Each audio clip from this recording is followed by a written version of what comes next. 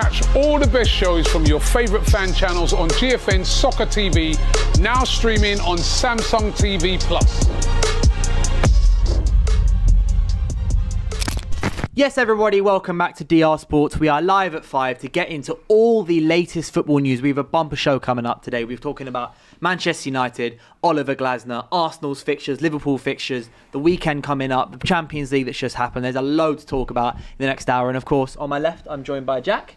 Once again. And then even further on my left, we've got Alex. Good to have you back in the building. And then also on my right, we've got Robbie. Welcome to Live at 5, DR Sports. Just the three clap. Just the three clap. I thought you guys would join in, no? Yeah, you know what I mean? I see the level of appreciation that's going on. No. You know what I mean? It's cool.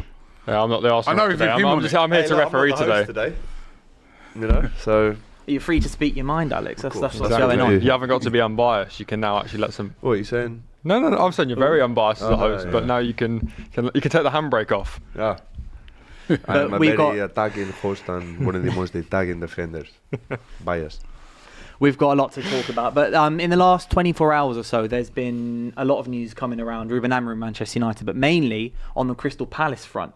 So, what's come out with the BBC today is that Crystal Palace boss Oliver Glasner is yet to sign a new contract, having delayed his decision to see how ambitious the club were in the summer transfer market. They went on to make £16 million profit with a fairly quiet window. Obviously, the Eze sale is a big part of that.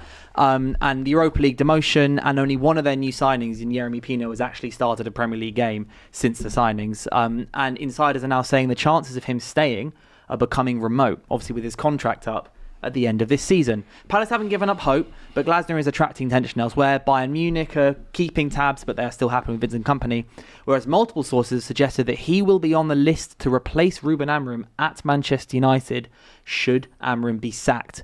Although Old Trafford sources are still insisting that they're standing by their guy for now. But obviously with the way it's going on at Old Trafford, it's not looking good for him. Sky Sports has said that there's been positive discussions between Palace and Glasner about a potential new contract, and that will step up during the international break. But it's thought that he wants assurances about how serious Palace are at building the success they've seen under Glasner. But Robbie, I want to ask you, amid links to Iraola, Southgate, Glasner as like the main front three contenders to make the job, is Glasner actually the guy that can stabilise United, get the players playing well, or are there better options out there? Listen, he definitely stabilised United, I think. You know, when you look how he's played, you look what he's done at Crystal Palace. And let's remember, he had quite a slow start at Palace, right, as well. But look what he's done. I mean, you can't argue with the record. You know, he's won them their first trophy. He's got them playing really, really well. And this is despite them losing, you know, top players. Then you look at Ruben Amorim, it's actually the other way around. The top players are playing well since they've left. Like, I note that, you know, seeing Rasmus Højlund last night scoring a really excellent brace. You know, so I think that Oliver Glasner is the sort of guy that would stabilise Manchester United. Would he be the long-term guy, though? That's the thing. That's a hard one to answer, but certainly, you know, I do feel when you see what he's done, the body of work, when you see how well organised Crystal Palace are as a football team, he would definitely stabilise, in my opinion, would stabilise Manchester United, because at the moment they're all over the place, and you don't know what you're going to get from week to week with Man United. You really don't. You could get a good week, then you can get 2 horrible weeks. And I was saying this the other day. I was chatting to a United fan and I was saying this. I look at that team. The United. It was after the loss at the weekend against Brentford, and I know you're a big United fan as well. And he said to me, he goes, Robbie, all the players are poor. They're rubbish. And I looked at that team, and I'm like, Brian Mbeumo, Mateus Cunha, Bruno Fernandes, Kobe Mainoo, Matthias de Ligt, right? These are not poor players. Mm-hmm. When I look at those players compared to Brentford's players, all of them would walk straight into Brentford's team. All of them would walk into most teams. How are they? You haven't, at Manchester United, got loads and loads of poor players. You might be able to look at the odd player and question whether he's to that level. Lenny Yoro, all these are not poor players. It's not a side full of like poor players. So there's something wrong, right? And you can't always just say, right, it's right at the top at the moment. Those players should be performing better, right? 100% they should be performing better. So if you've got a manager in like Glasner, I think they would. That's my opinion. Alex, you obviously see United, and I think you sometimes, you enjoy the fact that United are playing poorly, but you've seen Crystal Palace. You came up against Glasner's Crystal Palace recently, and obviously you would have seen kind of firsthand they are on 18 games unbeaten now, which is crazy. And obviously they beat you. They're the first team to beat you this season. How do you, watching Glasner's Palace, being a side and a manager who generally they're getting like 30 to 35% possession in games? Is that the kind of manager that United should be looking for? Because when Glasner sometimes has had more possession, like they've got 50-55% possession, they've not played well. The 2 games before they started this unbeaten run, they got beaten, I think, 5-0 and 5-2 when they had more possession. As soon as they became a bit more of a team that stood there and then absorbed the pressure and then came out the blocks, it became better. Is that the kind of manager that United should be going for? I think the offer would be too good for him to turn it down, regardless of if he's the right fit or not. He would say yes to that job, and it seems like he's kind of holding off for that job. I would say his style with 3 at the back is pretty similar to what Amorim's is, which isn't working, as we can all see for the last 10 months or however much it's been. And I just think there's too many similarities. They're both managers who play the way they play. There's no room for kind of negotiation on that. It's a bit of a non-negotiable. This is my system. How many times have we seen Amorim say it? And I think if Glasner went to United again, I still don't think the manager is the biggest problem there. I think it's probably most definitely the owners, and just it's rotten from top to bottom. In terms the owners of the ain't on the pitch. inside. They ain't on the pitch. I know, Alex. but with Glasner, I think just enjoy the ride. You're in Europe for Crystal Palace. See out the journey. You've rebuilt an amazing squad there, and like you said, they've beaten Liverpool twice this season already. They've definitely got our number. I think a better fit would be Areola, who has a little bit more possession and is more progressive. I think this is almost the system that isn't currently working for United, and you'd be replacing it with the same system again. Obviously, he'd look to get different players in, but I think he should definitely stay at Palace for the rest of this season. See how far he can get in Europe. I agree with that, but what I'd say to you, right, is that, and I keep hearing that argument about the owners. Yes, owners are terrible there. Yes, over the years, neglect and just making terrible decisions along the way has been a big problem at Manchester United. But when you look at the players that they currently have, a good manager should be able to get better out of them. Sure. The manager at the moment is not getting the best out of those players. Kobe Mainoo's gone backwards because of what's been going on, not from the owners, but from the manager. It's the manager who's deciding not to pick him or to play him in the wrong positions or in the wrong system, right?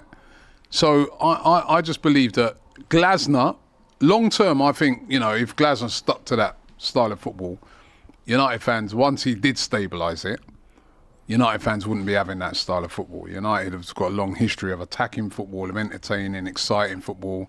Manchester United fans expect their teams to dominate teams, to outscore teams. So long term he wouldn't. But if you're saying just come in and stabilise it, I think he would. I just get the feeling that it doesn't seem to me with Ruben Amorim like he's getting the best out of players.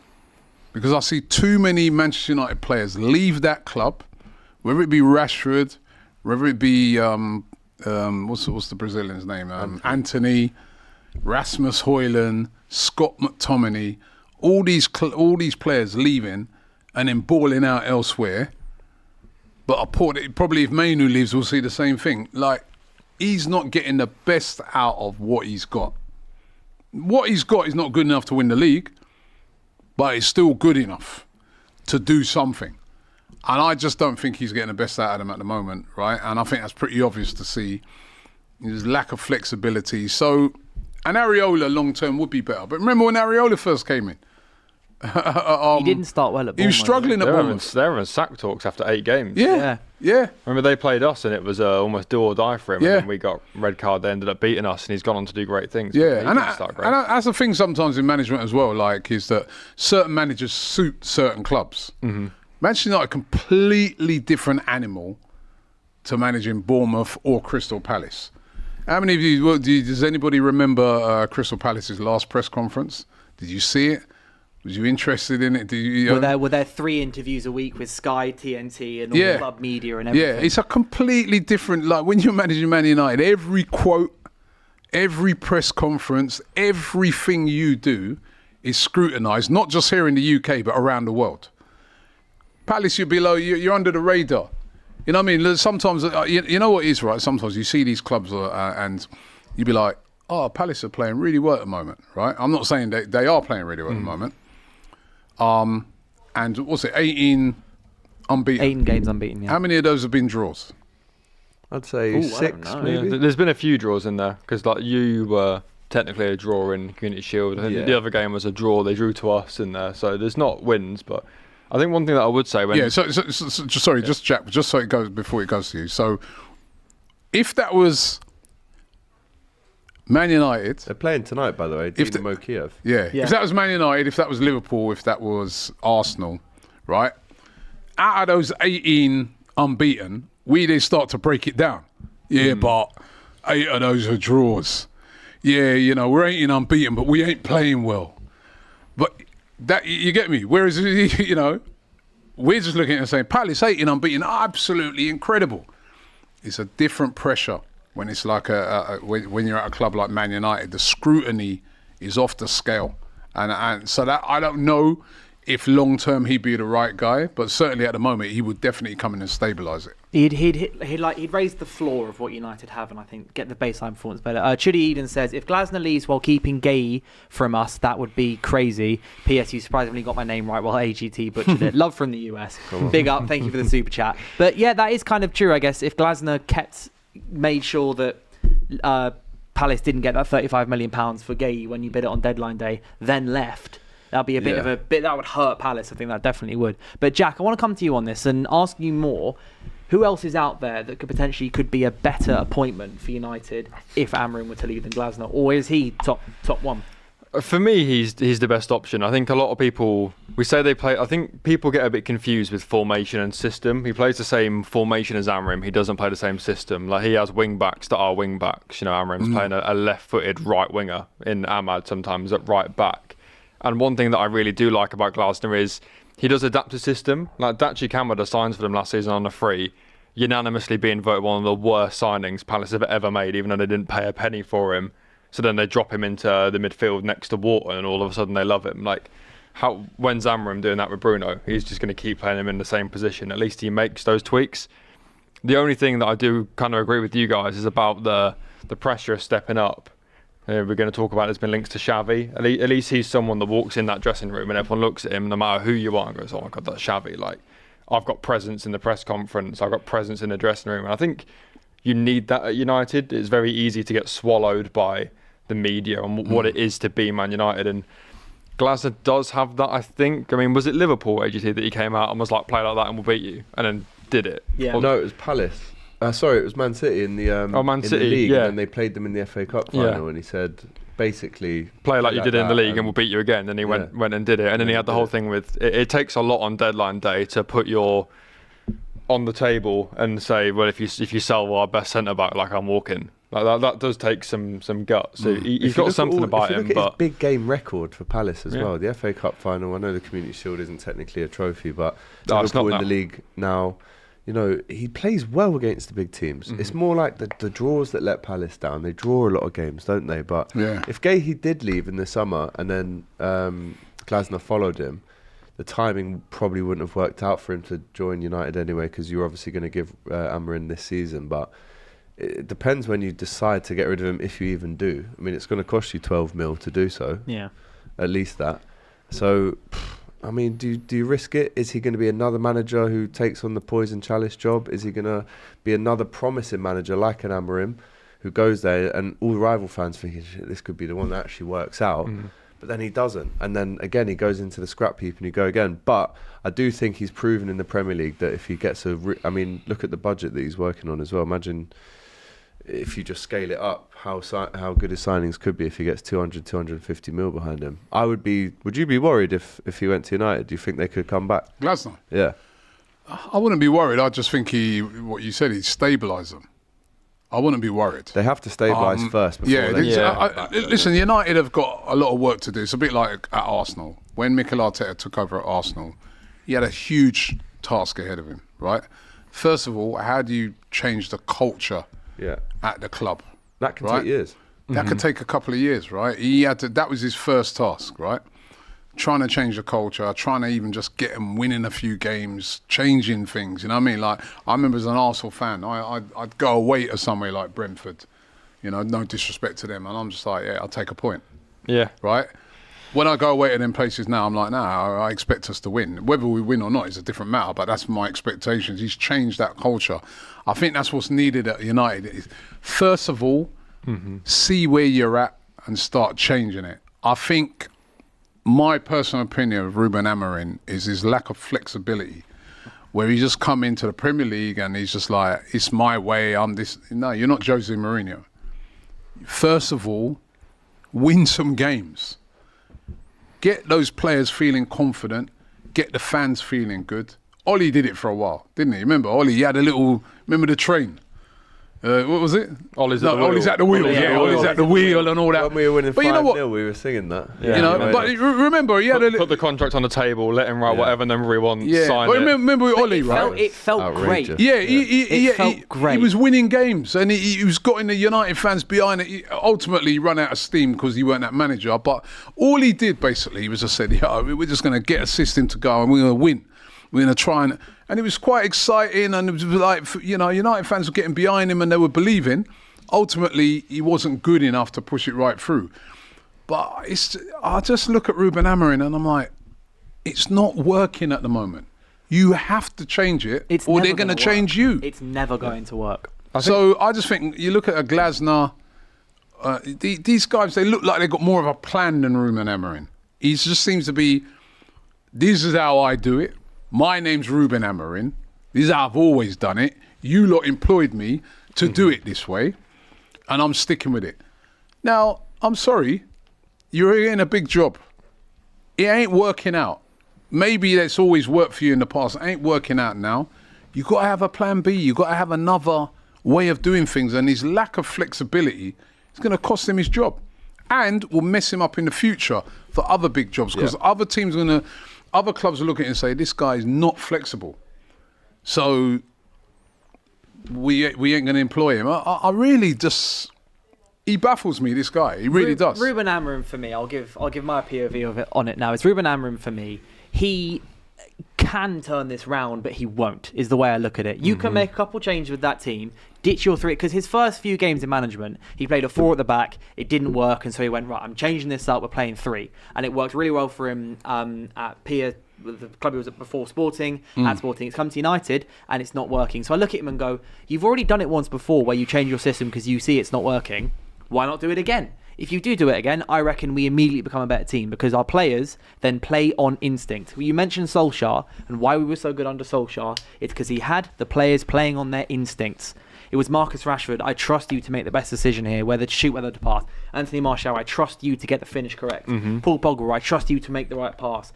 Eric Bailly, Luke Shaw, I trust you to make the right defensive tackle. I trust you to get the ball up the pitch properly. You trust the players and you give them the faith, and they go forward and they play. Like, I wouldn't say Arsenal play massively complicated football. You play football that suits your players. Lo and behold, your players are fantastic. With Ruben Amorim, he's got his system, and he signed a few players who fit it. Like, say, Cunha fits the system well. You've got Mbeumo will fit the system well. In theory, Šeško fits it well because Amorim likes his strikers running through, but we're not playing to the striker's strengths at the moment. And then he's shoehorning the rest of them in. And I'm thinking, why are you playing De Ligt and Harry Maguire, and then you got De Ligt out wide when he's clearly better in the middle, and you want better aerial height. But if you're just playing those two, and then you've got Brentford who are just running in behind all the time, they're going to get caught out. You're not playing to your players' strengths. And with Glasner, on the topic of Glasner, that's one thing that he would do well at United. He said before, I make systems that suit the players I have. That's what United need at the moment. So he says his favourite system is actually 4-4-2, but he plays 3 at the back because he looks at Munoz, he looks at Wharton, he looks at Sarr, and he Kamada goes... as well. And so Kamada tidy, as well, isn't yeah. it? He looks and he goes, you lot suit a back 3/back 5. This is what this team suits. He'll come to United. I think if he were to go to United, he wouldn't play a back 3, I don't think. He would look at our defence and go, he looks at our wing backs and go, you are full backs. You look at Dorgu and I go, that's a full back. You look at Dallo, Maswari, I go, you are full backs, not wing backs. So I think Glasner would change that. But I wouldn't want him over other people. You mentioned Xavi. That's my number one. That was my next question. Yeah, Xavi is my number one because I like his style of football is a little more Erik Ten Hag-y, but then we did finish 3rd and won a trophy with Erik Ten Hag in his first So season. are you trying to claim that it was successful now under Erik Ten Hag? You want Ten Hag No, back? because Ten Hag, I think, like he tried something for 2 games and he ripped up the thing and tried to do something else. Erik Ten Hag was a bit of a mess because he kept changing things too much. Amorim isn't changing things But enough. you want to get back to that level where at least you get 3rd and then you can build from there. Yeah, well, 14th at the minute. I'd take getting back into the top half. I mean, Big Sam's available if you want. Let's not start with that. One thing I wanted to speak on, because Robbie brought it up about changing the culture. Do you think Glasner has that presence where he can do it? Because we chat about Arsenal when it got really toxic. We go and bring in Arteta, who used to be our club captain. When it all went wrong at Chelsea, bring in Lampard. You know, when it was going wrong for you, it was Ollie. It was Rude. It's people that are going to walk into that dressing room and speak to the fans, and it's like, okay, I immediately respect you. Like, I'm immediately going to get behind you because you think Xavi's played for the in club. that ilk. Xavi's in that club. Yeah. Obviously, Rude proved he's probably not at that level in Ollie, but does Glasner have that where he walks into Old Trafford and everyone goes, okay, I respect it, I'm behind the project, let's turn it around? I think he would if it happened right now, because he's on this 18k 18 win 18k? The That's a lot of 18 games. game unbeaten run. He's just he beat Man City in the FA Cup final and then follow that up by beating Liverpool on penalties in the Community Shield, beating Liverpool at Selhurst Park. Maybe, but I don't know how much it would last. When I look at Xavi, I look at someone who was at Barcelona, which I would then, out of all the clubs in Europe, so non-English clubs, I'd put Barcelona as probably the most similar to United in their ethos, the pressure, how much scrutiny there is on the club. And Xavi, I know admittedly, Xavi left the Barcelona job because he said it was too much. But that was also when they were selling like bits of their pitch and selling weddings. When everything was going so badly. But when he got into Barcelona, he did really, really well with their youth players. He did really well managing the club, keeping everything together at a time and winning a league title, at a time where everything in there was bonkers. And I also think I'm a massive fan of Kobbie Mainoo, and I look at how Xavi could help Kobbie Mainoo. Don't say he plays like Xavi. No, I'm not saying he plays like Xavi, but I'm say saying that if anyone understands how to get the best out of a midfielder, it's Xavi and Kobbie Mainoo. I just think Xavi, he plays with 4 defenders at the back. His fullbacks our fullbacks aren't good at attacking. Dorgu can do it, but ultimately they're not anywhere near the level of, let's say, like Timber at the moment, or any of the left backs in like the top left backs in the world football. Like, he's no Nuno Mendes, for example. But Xavi likes to play with his fullbacks defending and then his midfielders midfieldering and his attackers attacking. That's what we need. We have great, as you mentioned, we've got great attackers, right, who can play great attacking football. So, but they're not set up to do so. Like, you got Šeško, 6'5", and we're sailing crosses over his head and trying to hit Ahmad at the back post. And I'm like, is this just down to players not being good enough? Or this is down to the wrong tactics, or like not actually playing through the ball? Because Šeško's quick as well. I find it mad. I think what you said on there, when you sort of talk about Xavi and having that gravitas, is important if you're going to manage a club like Manchester United. We saw Graham Potter when he went to Chelsea. Yeah. Too big for him. He's in a press conference. You could just see that, it is too big for you, man. Yeah. It's not Brighton. No disrespect to Brighton, but it's another level. It's another scale. He couldn't handle the pressure.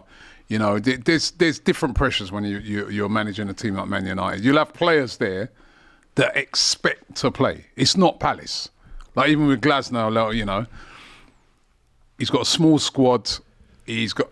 United's a different animal. What would you say? How do you go in? How do you go in? Right. Say you take over. How do you go in and tell Bruno Fernandes you ain't playing? It's not an easy.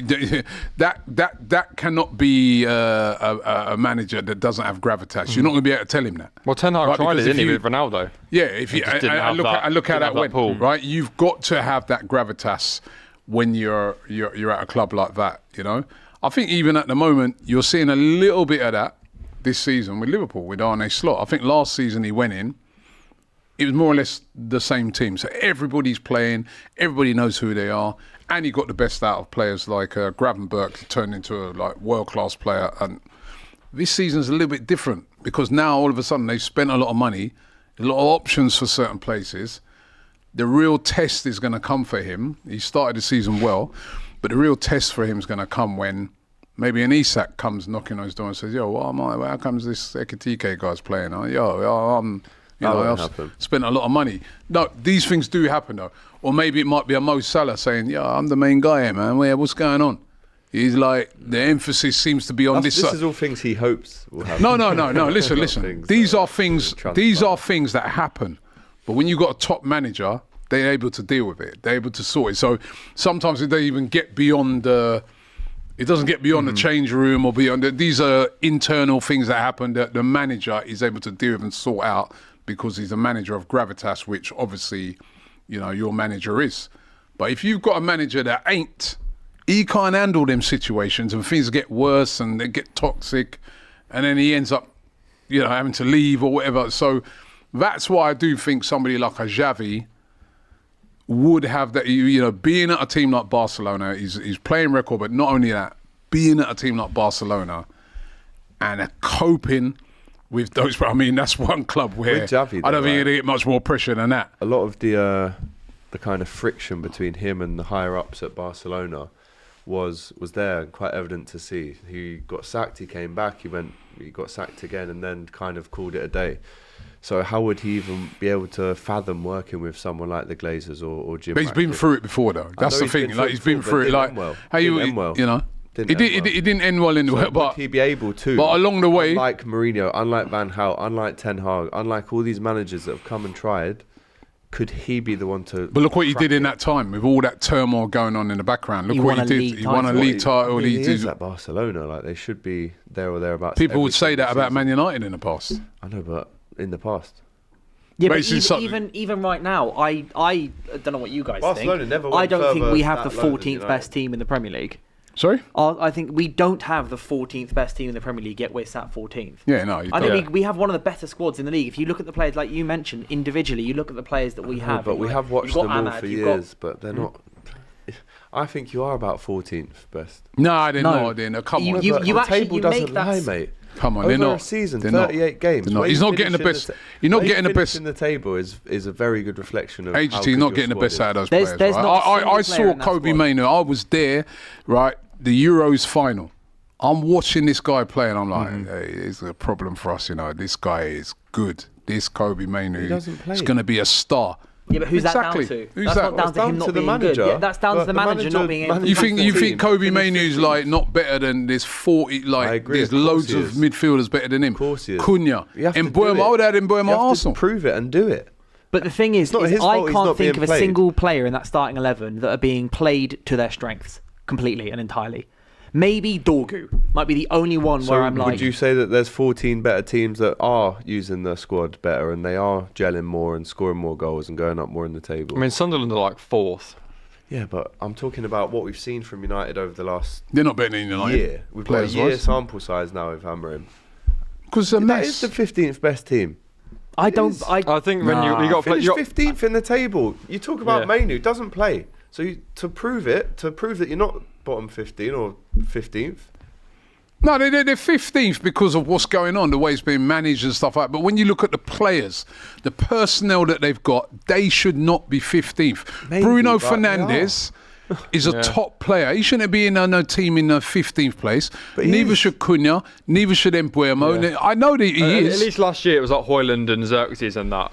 Maybe you can make the argument there, but they've now upgraded to a point where you look at the team and they should be like, you set them up in a 4-3-3, have Sesko, Cunha and Mbeumo, have Fernandes as a 10, Mainoo and Ugarte or somewhere as a pivot. Okay, amazing. You're talking about on paper a squad. So this season, with that squad that we've seen now after 8 games, where should they finish? Stick it in a 4-3-3, put Bruno as a 10, and they finish 5th or 6th. He's already come out and said you'd have to change me, if you have to get rid of me to sack me if you think I'm going to change. Yeah, but that's what we're saying. The players. Yeah, if Arne Slot was managing Manchester United, do you think they'd finish 14th or 15th? No, of course not. Well, that's what we're trying to say. I think our squad is good enough to at least push for Champions League places. It really is. I agree. That starting 11 in a 4-3-3 or a 4-2-3 or a 4-4-2 or whatever, basically anything that's not 3 at the back. Give us give us that team. Give us that Manchester United team, right? In a 4-3-3. In a 4-3-3, we've got Sen Laman in goal, because I'm not having Alte Bayern. Which manager is this 4-3-3 under?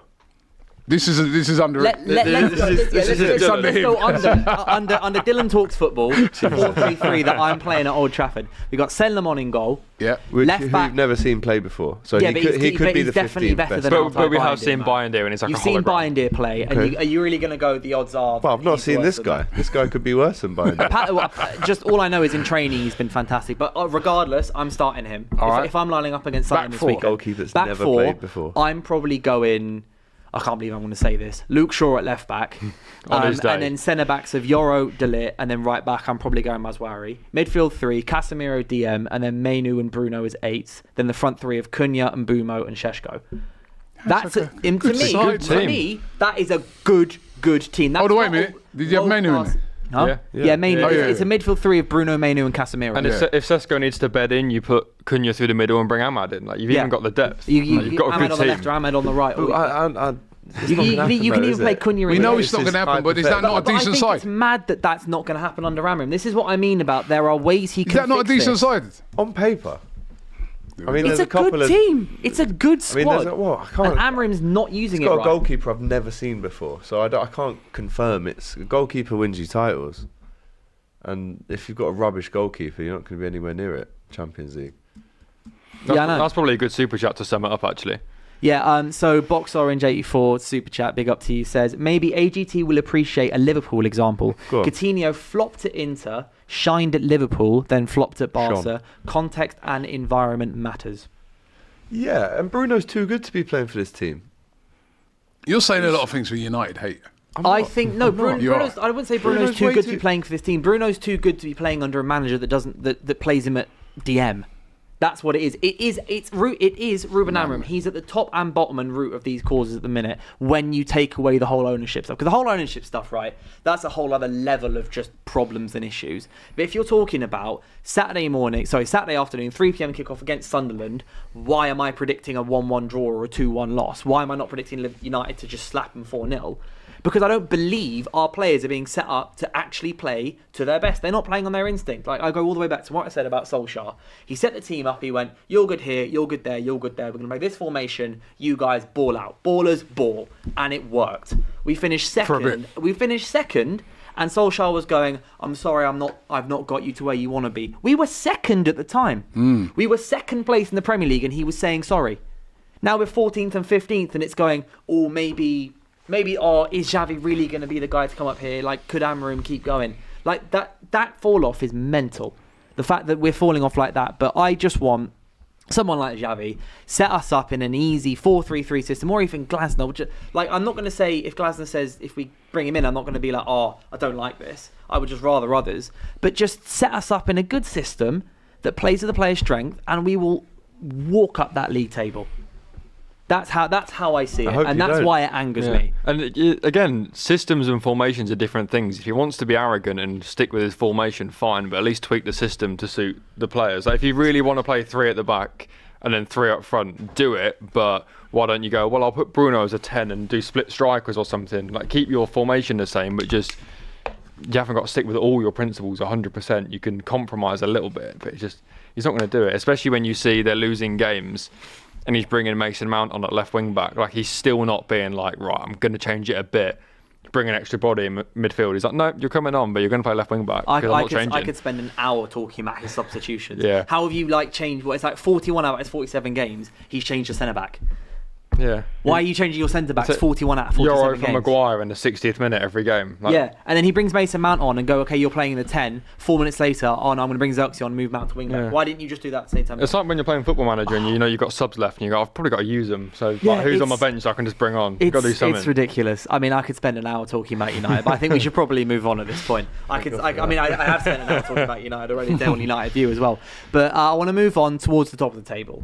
We're talking the very top of the table. We're talking Arsenal and we're talking Liverpool and the next 5 games. So, Opta analyst, often bring out, the best and worst statistical, who's got the easiest runs, who's got the hardest runs. And in light of Arsenal gathering up form, you guys are keeping clean sheets, you're trying to win games, and Liverpool having lost to Palace and lost to Galatasaray, and you can argue why they lost. Was it bad form? Was it unlucky days? But according to Opta Analyst, Liverpool have the second hardest average opponent rating across the next 5 games. Chelsea, United, Brentford, Villa and City.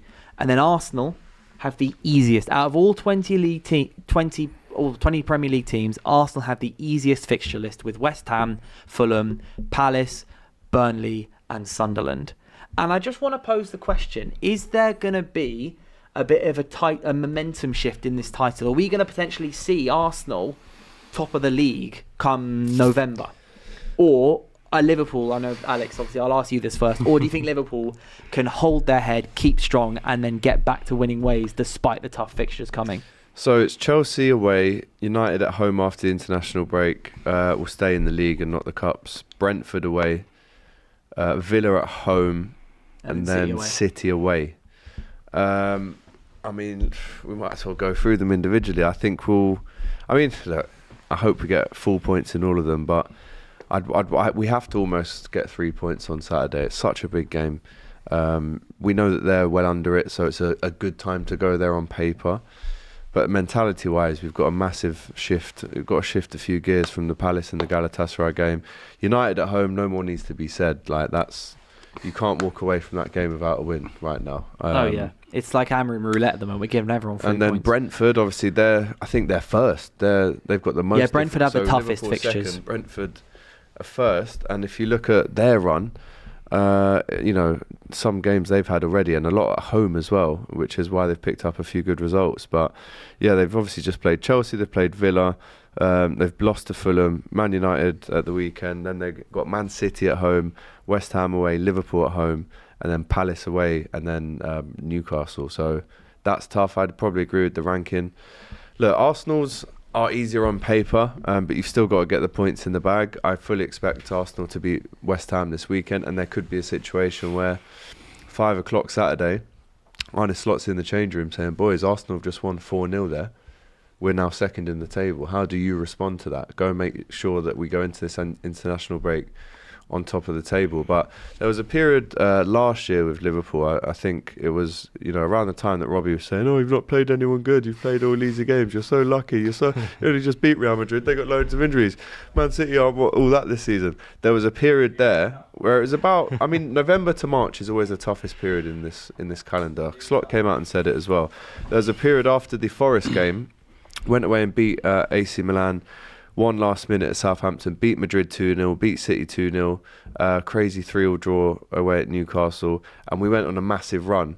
And I'm hoping that after this game, this defeat to Palace, this defeat to Galatasaray, last season, I'm looking at the scores, a lot of 2-0s, 3-0s. It was so controlled in that first year under Slot. But we had this period, right, where it was Chelsea away, Leipzig, Arsenal, Brighton again, Leverkusen, Villa, Southampton, Madrid, City, Newcastle. And we won 90% of those games. So even though they're harder fixtures, I'd expect us out the next 5 to hopefully at least get 4 wins and maybe a draw somewhere. You were looking better last season, though. And what I would say about last season is that's not what you said last season. You said, we're getting lucky, we're playing no one good. And you're right, we didn't play anyone above us, so let me just say, right, last season, right, you had an easy start to the season, right? And what that allowed Liverpool to do was really build up a head of steam and momentum, right? Yeah, United away. And they're almost kind of out of sight before, well, not out of sight, but they really built up a nice lead before anybody could get going. This season, they've still been impressive. Probably, we know they haven't been as fluent as they have, but they've still got the points on the board. They're still top of the league, right? And I'm not, in no way am I saying that Liverpool are going to fall off because they're a top side. But what I would say, Arsenal have had a really tough start to the season, and to still be within 2 points of Liverpool after that, because in our first 6 games, we had to go away to Old Trafford, first game of the season. That's a place where we don't traditionally do very well, right? We had to go away to Man United. We had to go away to Anfield. We had to go away to St James's Park, a place where we lost twice last season, and we've had Man City. That's in our first 6. That's a tough start. We deserve some winnable games now, right? Or some games that on paper look more favourable, because we've had such a... I remember when we got that fixture list, I was over in, I think it was in Singapore, right, with Arsenal, the pre-season. When I saw that fixture list, like, oh my days, man. I go, that is tough. And I was like, if we could get to that Newcastle game and, you know, we're not too, you know, and we've actually done that. So... we got winnable games coming up, you know, on paper. I said it this morning, I never like to say easy games, because there are no easy games in the Premier League. But we got this Saturday, of course, at home at West Ham, although West Ham did beat us. They're a bit of Arsenal's bogey team, aren't they? They can be. We've got to go away to Fulham. We've lost there before as well. I don't think we lost. Last year we drew there. We got Crystal Palace at home. As we know, they're playing well. We got Burnley away, and Sunderland away, like you said, right? And then we get into some harder games again. Tottenham at home, Chelsea away. But I think the key at the moment is that was a huge win for Arsenal last week. That win at St James's Park, right? We needed to try and take advantage of the fact that Liverpool had dropped points at Palace. We took advantage of that. And I think the key to this season with Arsenal, what could be the key for us, is the squad. We've got a much better squad than we've had for years. Even the game yesterday, you know, I was at the game, Arsenal made about 5 changes for a Champions League game, right? And still, you know, should really have won that comfortably. And players like Saka, those guys, they only played about 15 minutes of that game. So they should be fresh coming up for the game at the weekend. And I think that's one of the things in which Arsenal have learned. The squad has not been good enough. We suffered badly from injuries last year. Remember at this period last year, am I right, Jack, that we would have said Odegaard would have been out at this time when he picked up his injury? Yeah, Rice, you know, he was out for 3 months. Rice was out. We were all over the place with injuries. This year, we've had a lot of injuries this season already, but because the squad is so good, it's been able to soak those injuries up. So Saka was out right at the start of the season. Last year, that's alarm bells, serious alarm bells ringing, but Madueke done brilliant. Now Madueke's out, Saka's back. Havertz out. You know, Ben White's been out. These are main guys in previous seasons. Saliba out. Come in. Yeah, Mosquera come in and done brilliantly. So that's what gives me a lot of... He's fine, apparently. Yeah. He got a knock. Yeah, he got a knock and he said it hurt, so he came off. But it gives me a lot of hope. It gives me a lot of hope this season when I see how the squad is performing. Because if we are going to overturn Liverpool, we're going to need a good squad. We're going to need I think Liverpool have got an amazing squad, but I think they have left themselves a little bit short, and it's not me being wise after. I said this right at the start of the season. They should have got Gay, because I was saying then, what if something happened to Van Dijk or Konate? Because, you know, you never know when an injury can be around the corner. I think Arsenal have stacked up that squad this season because they've realised that over the years it's cost them dearly. So, yeah, we've got favourable games coming up. Like Alex said, we've got to win them. I mean, they're only favourable if you win them. You know, Opta stuff and all that. If you go there and you're off it, Opta don't mean nothing, right? So, but I think we've earned the right now to have a few winnable games because we've had such a hard start. Tough start. I think United have had a tough start as well. We had the hardest start, but I don't even factor that into the equation when we look at where we are at the moment, because even the wins we've got, it's been a last-minute winner against Burnley, and then because Chelsea had 10 men. When it was 10v10 against Chelsea, they scored and we didn't. Although, admittedly, we were already 2-0 up, so we sat still. But, Jack, I want to ask you, and I'm going to press you for an answer here. All right, brilliant. 1st of November, who's top of the league? Liverpool. You still think Liverpool top of the league after that? Yeah. Because you're currently 2 behind them. Yeah, do you know what? Considering all the fixtures that we've just talked about. Yeah. 1st of November. Yeah. Yeah, so 1st of November. So that month from now. What's your fixtures again? Time. It What's was your fixtures? Chelsea away. What's your fixtures until the 1st of November? Let me get them up. Well, the next 5 for them: Chelsea away, United at home, Brentford away, Villa at home, City away. Yeah, I just want to That's the say, next 5. it's maybe a weird thing to say, but I almost feel like these next 5 games for Arsenal are more important to the title race than the last 5, because we've traditionally been quite good against your Cities and sort of those sort of big games, but it's the... Not Newcastle away. We Not lost Newcastle it, away, true, but United our or- big game record has been sort of okay, like good, or at least on par with other teams. But it is the West Ham at home. We lost last year, we lost the year before. Fulham away, we drew last year, lost the year before. Crystal Palace at home, we drew last year. And then 2 promoted teams away where typically we struggled against low blocks. So I actually think you're going to learn a lot more about where Arsenal are now and how much you've improved from the next 5 games rather than the past 5 games. I think we knew what Arsenal were going to bring to the table at Anfield and Old Trafford and that lot. It's these games now that last year's, these are our banana skins. These are the games where we walk away and it's like, how on earth have we dropped points to West Ham and Fulham? So I actually think this is probably going to tell more than what we've already seen. Although we have had, like the Leeds game and who else was it? Forest, where those 2 games put 8 past them, right, without conceding a goal. So and I think a lot of that's down to now is a bit more firepower at Arsenal. So there's players they can bring on that can change those games. Last year, if you didn't work with the starting lineup, that is it. I mean, when we saw Eze and Saka on the side of the pitch at Man City at half-time, that's probably the loudest I've heard the Emirates in a while. I mean, how often in the past 3 years have we seen Arteta able to make them sort of subs off the bench, and then Eze comes on as well? Like it's... Yeah, your finishing yesterday, not the world's not best, great. not the best finishing I've seen. But when you talk about Arsenal and these next 5 games potentially being more key for you than the previous 6 you've played, that's also the same reason why you bought Gyökeres.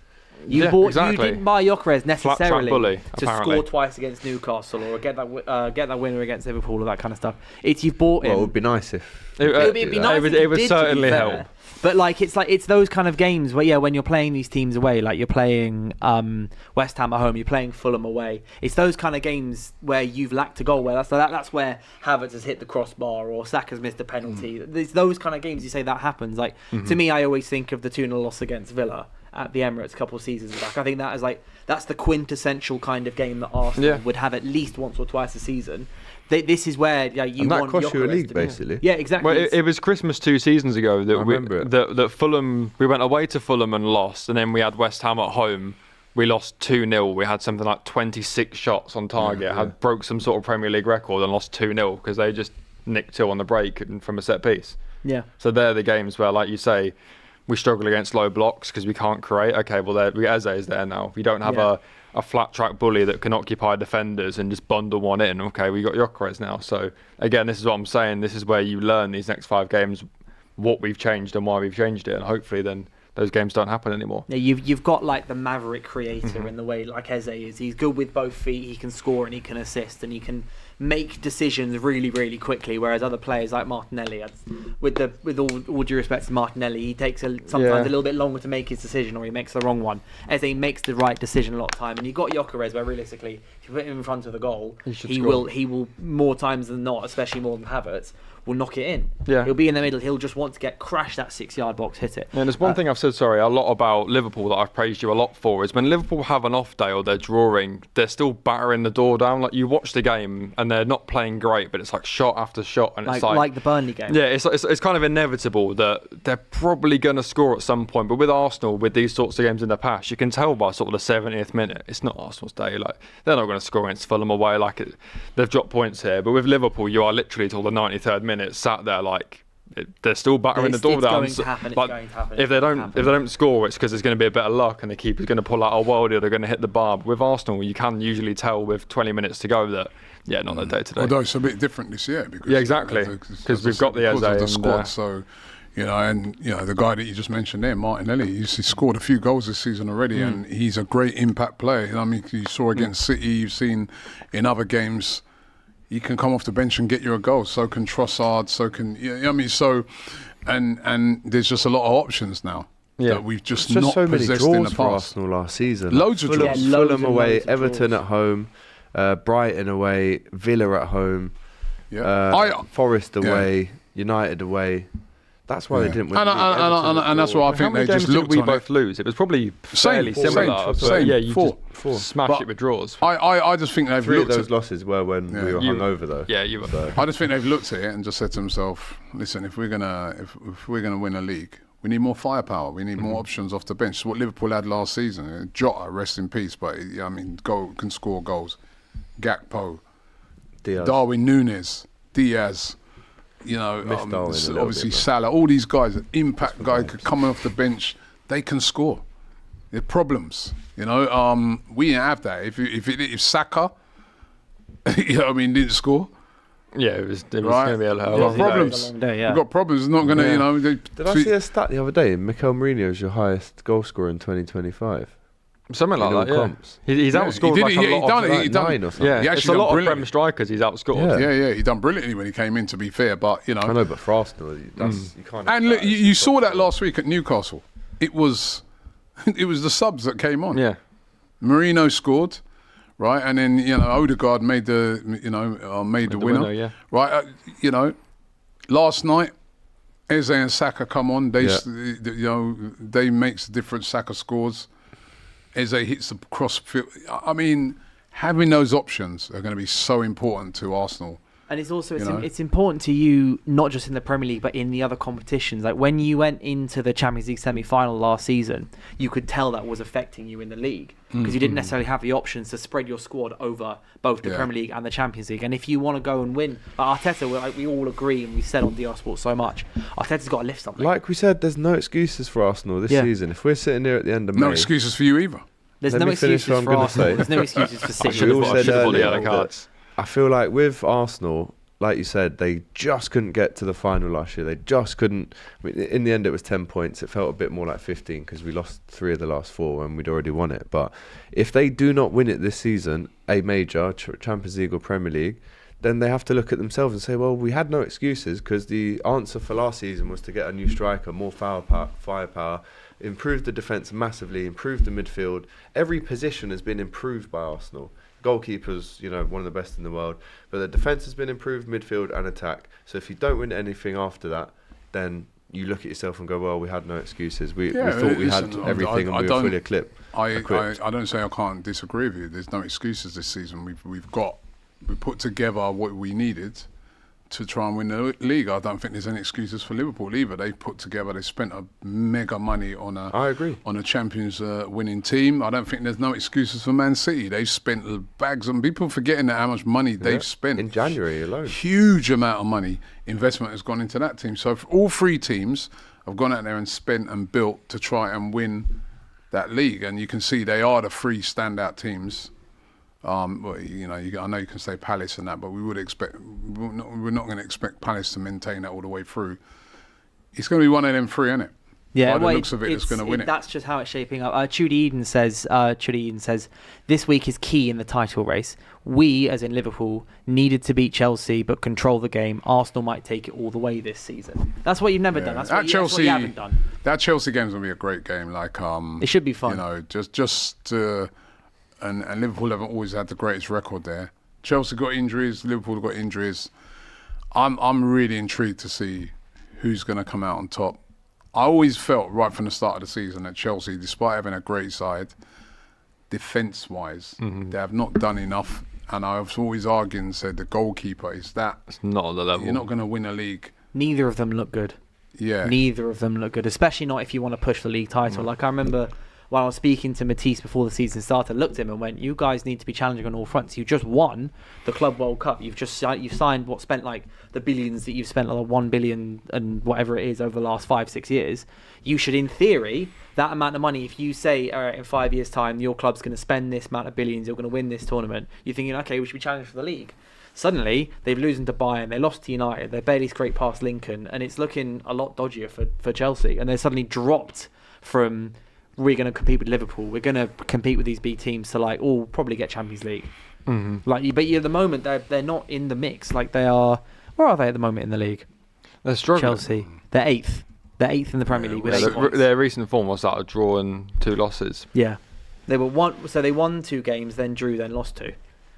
It's just it looks like I'm surprised about how Chelsea have suddenly just not looked the team that you think they would look like. It's just you look at their starting 11. A young team. I look at their starting 11 and I go, how has £1 billion been put into that? Like, where's it gone? I know they have the model of they buy and sell and they buy assets and Equity they sell assets. FC. Yeah, but it's not. You invest £1 billion into a football club. How are you ending up playing Pedro Neto every week? Like, how is Pedro Neto in that starting team? Well, it's not just even him. I think he's probably actually one of the good ones. It's more like Pedro Sanchez in goal. I don't. It's the question marks. Like, I was speaking to a Chelsea fan today, and I was like, "You got 52 million or whatever it was from Madueke, and you were celebrating it, but then you spend that money on Gittins, and it's like, right now, is he better? No. And you spent that money on Garnacho. Right now, is he better? Like, you didn't upgrade. You just bought another asset that you think could get better. Equity you can then FC. sell, And that will keep happening until the model is re-looked at and the fans get fed up of being a buy-to-sell club or sell-to-buy, buying hotels, selling them back to yourself, the women's team. Do you want to do that and earn loads of money? Yeah. Or do you actually want to build a team that can be a serious Do you title want 3 contender? points on the weekend? I mean, Mayo summed it up really well on the FCM podcast. Obviously, if you haven't seen that, go check it out. But he was saying that under Blueco, you've signed Fofana for so much money and he's injured. You've signed Disassi and now banished him so he can't train. You've signed Badia Shield and he's not up to the level. You've got Tossin on a free. You've got a Chimpong. You've got Chalobah, who you then loaned out and then recalled. Like, they've got the numbers, they've signed the players, but it's you've not signed the quality. Like, how have we just named 6-7 centre backs and we're still talking about you've got to find the good one? We still need a starter. We still need a star centre back, and that is because you're basically just buying gambles that you think could get better. Like, how are you looking at Disassi and Badiashile at Monaco and being like, they'll be the two? And then giving them 7-year contracts. Yeah, and you know that they're not Van Dijk level, you know they're not Saliba level, but you know that you could have got them pretty cheap and their value's going to go up. And that's the problem. The more I look at Chelsea's 40 million spending on Alejandro Garnacho, the more I think you just saw a market opportunity. Yep. Like, you didn't look at that player and go, you know what, he takes us to the next level. Because as much as I watch Garnacho so much at United, and there's raw talent there. There's he's a relentless winger who will go and go and go.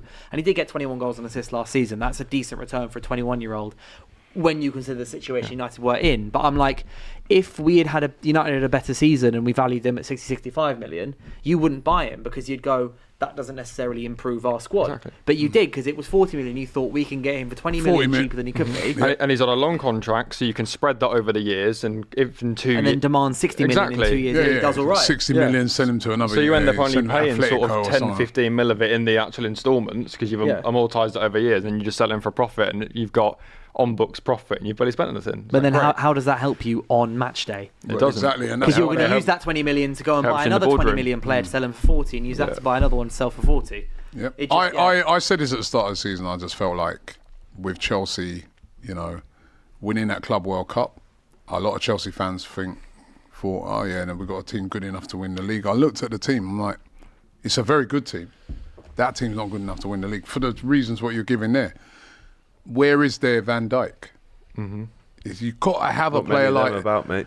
Where is their Alisson or their Ray? You've got to have those players if you're going to win the league. And then you've got to have those top defenders. You've got to have that. They don't have that. And like you said, a lot of players with some weird signing, like Gittins, not even an English international. And the scouting's not even great. You're talking about buying cheap players that can improve. Well, Mosquera was right there for 13 million, and you skirted around that one. Like, if you wanted to buy cheap to sell better later, at least go and get a good one.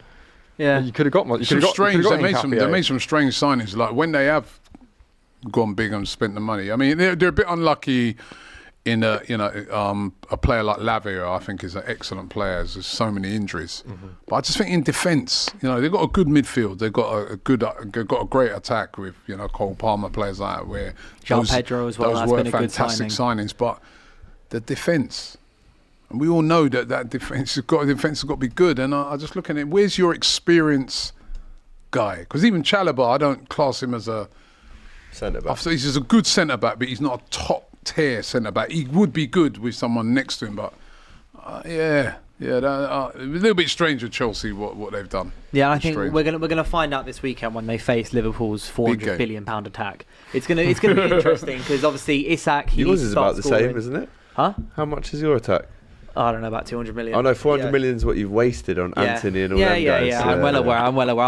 I've actually had to live through it. That's Good. And on that I'm bombshell. glad. Yeah, and on that bombshell, it's like very good. But thank you guys so much for watching. Obviously, live at 5, we're here every weekday, 5 till 6 p.m. to go through the latest football news, what's been said online, previewing the games, reviewing the games, and make sure there's obviously plenty of other stuff coming up on DR Sports. You've got the Saturday show at 7:30 tomorrow. You've got FCM as well tomorrow on Sunday evening to review all the games. Make sure you're there, and obviously weekend preview on Monday at 12:30 to go through all of the weekend's action. Apart from that, thank you guys so much for watching, and I will see you tomorrow.